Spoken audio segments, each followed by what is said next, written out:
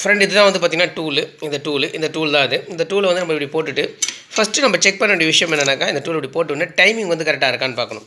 அப்படின்னா ஃபஸ்ட் இங்கே இருக்குது பாருங்கள், இந்த லைன் இருக்கு இல்லையா, இந்த லைனை வந்து டச் பண்ணிவிட்டு கரெக்டாக இதுக்கு வரும், இங்கே ஒரு லைன் இருக்கும், இந்த லைனை வந்து செட் பண்ணுங்கள், ஸ்ட்ரைட்டாக பண்ணுங்கள்.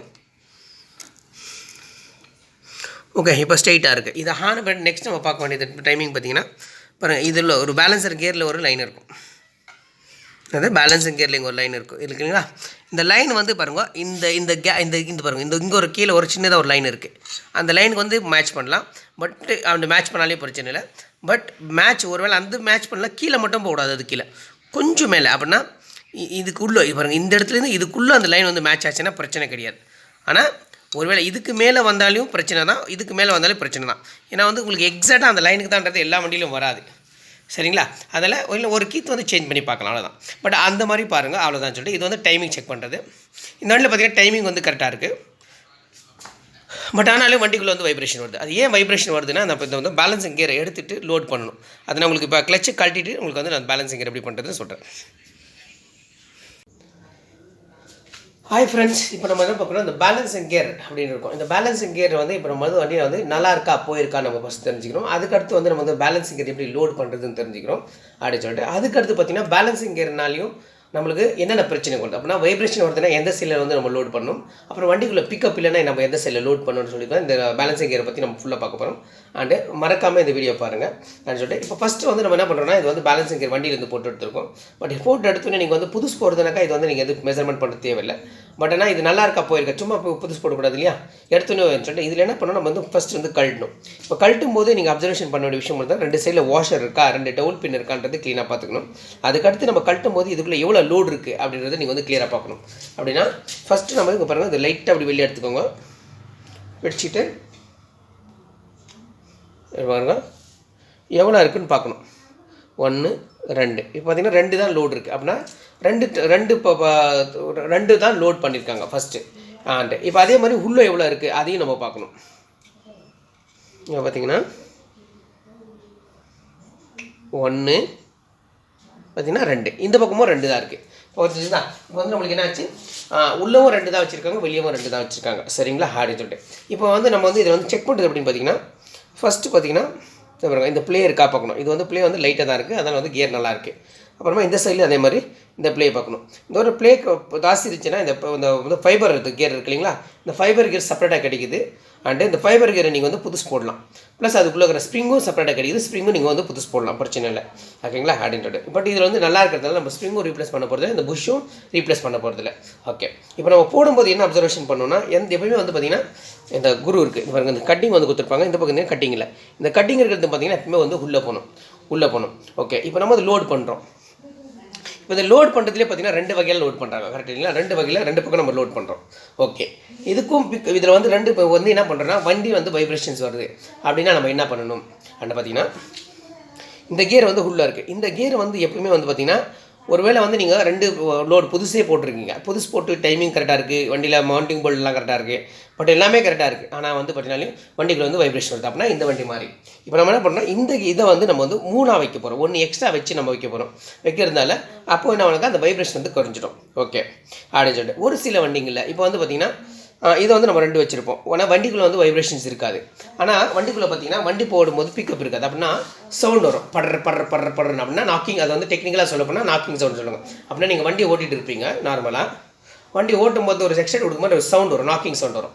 அப்படின்னா எக்ஸாம்பிள் பார்த்தீங்கன்னா, நீங்கள் ஃபஸ்ட் கியரில் போகும்போது ஸ்மூத்தாக போகும், செகண்ட் கியரில் தேர்ட் கியரில் போனால் நார்மல் வண்டி பார்த்தீங்கன்னா ஒரு மாதிரி எப்படி லோடு எடுக்காமல் பிக்கப் எடுக்கும்போது ஒரு சவுண்ட் வரும் இல்லையா, அதே மாதிரி இந்த வண்டியில் வந்து பார்த்திங்கன்னா உங்களுக்கு வந்து அந்த சவுண்ட் வந்து வரும். அப்படின்னா ஒரு பார்த்திங்கன்னா ஒரு 30 to 60 அந்த ரேஞ்ச் வந்து நம்ம எக்ஸ்டெண்டர் க்ளோஸ் பண்ணி ஓப்பன் பண்ணும்போது உங்களுக்கு வந்து அந்த மாதிரி சவுண்ட் வரும்.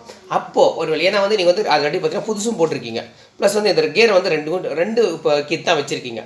பட் ஆனாலையும் அப்பவும் பார்த்தீங்கன்னா அப்போ என்ன பண்ணால் இதை வந்து 3ஆக வைக்கணும் அப்படின்னு சொல்லிட்டு. சரி சார், நான் இதுதான் 3 வச்சுனேன், அதில் இதுவும் 3 வச்சுட்டு போனால் அப்படி கிடையாது, இதை 3 வைக்க. ஏன்னா வைப்ரேஷன்ஸ் இல்லைனா இது 2 போதும், வைப்ரேஷன் இருந்தால் மட்டும் எக்ஸ்ட்ரா பண்ணுங்க. அப்படின்னா எந்த சைடில் ப்ராப்ளம் இருக்கிறது நீங்கள் கட்டுறதுக்கு முன்னாடி ஃபஸ்ட்டு வந்து கண்டுபிடிச்சிடும். அப்படின்னா வண்டிக்குள்ளே வந்து உங்களுக்கு சவுண்ட் இருக்கா இல்லை வைப்ரேஷன் இருக்கான்னு நீங்கள் பார்க்கணும். வைப்ரேஷன் இருந்துச்சுன்னாக்கா உள்ளே இருக்கிற கீத்தை வந்து ஒரு எக்ஸ்ட்ரா வைங்க அப்படின்னு சொல்லிட்டு. இந்த வைப்ரேஷன் சரி, சவுண்ட் இருந்துச்சுனாக்கா நீங்கள் வெளியே இருக்கிறது வந்து ஒரு கீத் செக் தான் வைக்கணும் அப்படின்னு சொல்லிட்டு. சரி சார், ஒருவேளை நான் 2மே வச்சிடறேன் சார், 3 வச்சுறேன், என்ன ஆகுனா ஒன்றுல இது கொஞ்சம் ஓவர் லோட் பண்ணிங்கனாக்கா ஒன்றும் வண்டிக்குள்ளே வந்து எந்த பிரச்சனையும் வராது. பட் ஆனால் என்ன வரும்னா சவுண்ட் வந்து சேஞ்ச் ஆகும். அப்படின்னா சவுண்டு பார்த்தீங்கன்னா உங்களுக்கு வந்து அமிங் சவுண்ட் வந்துடும். அப்படின்னா ஒரு விசில் மாதிரி சவுண்ட் வரும். வண்டி நீங்கள் ரைஸ் பண்ணிங்கன்னா விசில் எப்படி வரும் தெரியுங்களா சவுண்ட். அப்படின்னா கேர் நாய்ஸ் சொல்லுவோம். கேரில் போட்டு நம்ம போட்டிங்கன்னா உடனே கோயன்ற மாதிரி வரும் இல்லையா, அந்த மாதிரி தான் வந்து இதில் வந்து விசில் மாதிரி சவுண்ட் வரும். அதுதான் வந்து இதில் வந்து நடக்கும் அப்படின்னு சொல்லிட்டு. இப்போ இது ஓகே, இது சரி சார். ஒரு சில ரொம்ப பேர் என்ன பண்ணுறீங்கன்னா இந்த கியரவே எடுத்து போட்டுறாங்க ரொம்ப பேர். ஏன்னா ஸ்டார்டிங்கில் வந்து பார்த்தீங்கன்னா பல்சர் வந்து புதுசுலலாம் ரொம்ப பேர் வந்து பார்த்தீங்கன்னா தெரியாமல் என்ன பண்ணுவாங்கன்னா வண்டி வைப்ரேஷன்ஸ் இருக்கும். அதெல்லாம் பண்ணுவாங்கன்னா இந்த கியரை எடுத்து தூக்கி போட்டு கிளச் போட்டு அசம்பிளி போட்டு அனுப்பிச்சிடுவாங்க. அதனால் அப்பவும் வண்டி ஓடிட்டு தான் இருக்கும், வண்டி ஓடாதுன்றல ஓகே அப்படின்னு சொல்லிட்டு. பட் எதுக்காக இதை கொடுத்துருக்காங்கன்னா இது வந்து பார்த்தீங்கன்னா பேலன்சர் கியர்னு சொல்லுவாங்க. இது பேலன்சர் கியர் என்னன்னாக்கா வண்டி வந்து கிராங்க் ஷாஃப்ட் வந்து எப்பவுமே வந்து டிடிசிலேருந்து பிடிசி வரும்போது பிடிசிலேருந்து மற்ற டிடிசி போகணுன்னாக்கா அப்போ வந்து ரொம்ப கஷ்டமான விஷயம் அப்படின்னு சொல்லிட்டு. அப்படின்னா எக்ஸாம்பிள் சொல்லப்படி பார்த்தீங்கன்னா நீங்கள் வந்து கீழே மேலே உட்காந்து எழுதிட்டே இருக்கீங்க. எழும்போது ஒரு டைமில் டயர்ட் ஆகிடுவீங்க, கரெக்ட் இல்லைங்களா? டயர்டாக இருப்பீங்க. அதாவது வந்து அதே இப்போ நீங்கள் ஸ்டார்டிங் பண்ண ஸ்பீடே வந்து பார்த்தீங்கன்னா லாஸ்ட் வரைக்கும் உங்களால் ஸ்பீடாக பண்ண முடியாது. அப்போ அந்த ஸ்பீட் பண்ணும்போது உங்களுக்கு வந்து கீழேருந்து யாராவது ஒருத்தர் தூக்கி கொடுத்தாங்கன்னா நீங்கள் வந்து அதே அந்த ஸ்பீடில் வந்து மூவ்மெண்ட்டு பண்ணுவீங்க இல்லைங்களா? அதே மாதிரி தான் அந்த வேலை தான் இது செய்யும். ஓகேங்களா? அதே மாதிரி தான் இந்த வேலை செய்யும். அப்போ என்ன ஆகுதுன்னா கிராங்க் ஷாஃப்ட் எப்போல்லாம் கீழே வருதோ அப்போ இதை வந்து ஆட்டோமேட்டிக்காக வந்து மேலே தூக்கும். அப்போ மேலே தூக்கும்போது என்ன வந்து கிராங்க் ஷாஃப்ட்டில் வந்து நம்மளுக்கு இன்ஜினோட லைஃப் ப்ளஸ் பாடி வைப்ரேஷன்ஸ் அது ஏன் வந்து இன் டைமிங்காக ப்ராப்பர் ஆகும்போது என்ன ஆகுதுனாக்கா அந்த கிராங்க் ஷாஃப்ட் வந்து பேலன்சிங் கிடைக்காம அந்த டைமில் வரும்போது தான் வந்து பார்த்திங்கன்னா உங்களுக்கு வந்து வண்டியோட வைப்ரேஷன் ஸ்டார்ட் ஆகுது. சரிங்களா? அப்படின்னு சொல்லிட்டு. ஏன்னா வந்து பார்த்திங்கன்னா நார்மலாக வந்து பார்த்திங்கன்னா 150cc வந்து ஃபஸ்ட்டு 150cc நம்மளுக்கு வந்து கமர்ஷியல் வெஹிக்கிள்ஸில் அப்படின்னு பார்த்தீங்கன்னா பேலன்சிங் கேர் கொடுத்த வண்டி ஒரே வண்டி பார்த்திங்கன்னா பல்சர் தான் அப்படின்னு சொல்லிட்டு. அதுக்கப்புறம் தான் மற்ற வண்டிகள் எல்லா வண்டிகளுமே வந்தது. இப்போ கூட பார்த்தீங்கன்னா இப்போ கூட அவ்வளோ வண்டிகள் இல்லை, சில வண்டிகள் மட்டும்தான் இருக்குது. ரொம்ப வண்டிகள் ஒன்றும் பேலன்ஸிங் கியரும் இல்லாமல் இருக்குது வண்டிகளில் அப்படின்னு சொல்லிட்டு. இதெல்லாம் ரொம்ப அட்வான்டேஜ். அதனால் வந்து பார்த்தீங்கன்னா இந்த வண்டிகளோட மெயின் டெக்னாலஜியை பார்த்தீங்கன்னா ரெண்டு விஷயங்கள். ஒன்று பார்த்தீங்கன்னா பேலன்சிங் கியர் சிஸ்டம், இன்னொன்று பார்த்தீங்கன்னா டபுள் ஸ்பார்க் பிளக் இக்னிஷன்ஸ். இந்த ரெண்டு இருக்கிறதுனால தான் இந்த வண்டி வந்து பார்த்தீங்கன்னா இன்றைக்கும் வந்து பார்த்தீங்கன்னா நம்பர் 1ஆகவும் இருக்குது, டாப் 1ல் இருக்கிற லிஸ்ட். எதுக்காகனா அதுதான் இந்த வண்டியோட மெயின் அட்வான்டேஜ். ஏன்னா பிக்கப்பும் சரி பவரும் சரி. மெயின் இந்த வண்டிகளில் நீங்கள் பார்த்தீங்கன்னா இப்போ நார்மலாக வந்து ஒரு வண்டி வந்து நீங்கள் ஓட்டுறீங்க, ஒரு 60 to 80 போகிறீங்கனாக்கா கண்டிப்பாக வந்து ஒரு ஃபீல் வந்து வைப்ரேஷன் ஃபீல் ஆகும். பட் ஆனால் அதே இந்த வண்டி நீங்கள் பல்சர் ஓட்டும் போது அந்த ஃபீலே தெரியாது. ஒரு சூப்பர் பைக்ஸ் ஓட்டுற அளவுக்கு அந்தளவுக்கு ஸ்மூத்னஸ் இருக்குது அந்த வண்டிக்குள்ள. அதுதான் என்னோட அட்வான்டேஜஸ் கூட. சரிங்களா? ஓகே ஃப்ரெண்ட்ஸ், நன்றி வணக்கம் அப்படின்னு சொல்லிட்டு நம்ம வந்து ஆல்ரெடி பார்த்துட்டோம். ப்ளஸ் இப்போ நம்ம வந்து லோடு எப்படி பண்ணுறதுன்னு உங்களுக்கு சொல்லித்தரேன். ஓகேங்களா? ஒன்றுட்ட ரொம்ப சிம்பிளான விஷயம் தான். இந்த கியரை வந்து இப்படி வச்சுக்கோங்க, லெஃப்ட் ஹேண்டில் வச்சுக்கோங்க, இது வச்சுக்கோங்க. இது வந்து நம்மளுக்கு வந்து பார்த்திங்கன்னா உள்ளே போகுது. ஏன்னா இதுவும் உள்ளே போகிறதுனால அதனால் வந்து எப்பயுமே வந்து இப்படி இருக்கட்டும். இந்த நம்ம இந்த ஹேண்டில் இருக்கிறது வந்து பின்னாடி வச்சுக்கோங்க.